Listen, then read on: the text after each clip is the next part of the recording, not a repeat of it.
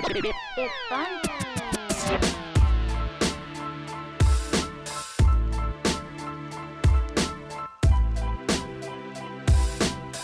I think the big distinction in media in 2020 is between sources of news that are trying to get it right, trying to be fair and accurate, at least trying, and admitting when they're wrong, versus media outlets that are partisan, that are ignorant to the truth, that are just trying to score points and score page views and not really caring about what's true. There's lots of both these days, and it can be incredibly confusing for users.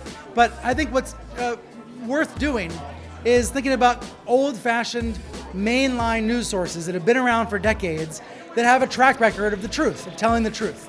That's the Los Angeles Times and CNN and NBC and NPR and the AP. There's a reason why we all know these brands, why we all know those names, because they've been around for a long time.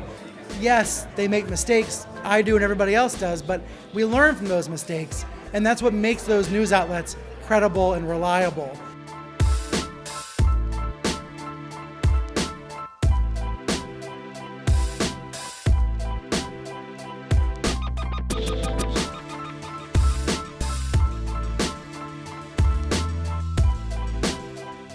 Members of the media share certain values. We all want a few of the same things. Accuracy, responsibility.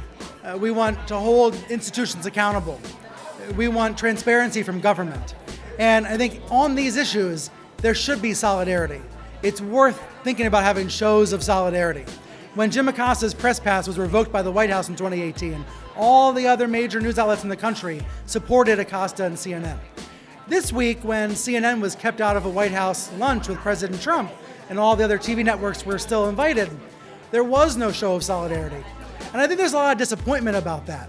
I understand the other anchors, other networks wanted to go to lunch, but we might need to think about a situation where if the president continues to do this, if he engages in this behavior more and more, maybe there should be a show of solidarity to say you can't just kick out one outlet because you don't like them, and then try to keep on with the same way.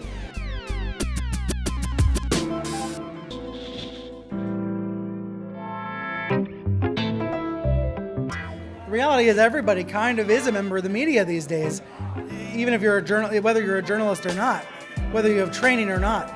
Anybody with a Twitter or a TikTok account is making media all the time. So in that environment, if it seems too good to be true, it probably is. Triple check before you share. Have a filter in your mind to question what you're seeing and ask yourself if it makes any sense or if it's just trying to press people's buttons. That's what a lot of misinformation is about. It's about manipulating and provoking certain emotions, about being tricked or fooled. Well, nobody wants to be tricked. We all want to be as savvy as we can be as citizens and as consumers.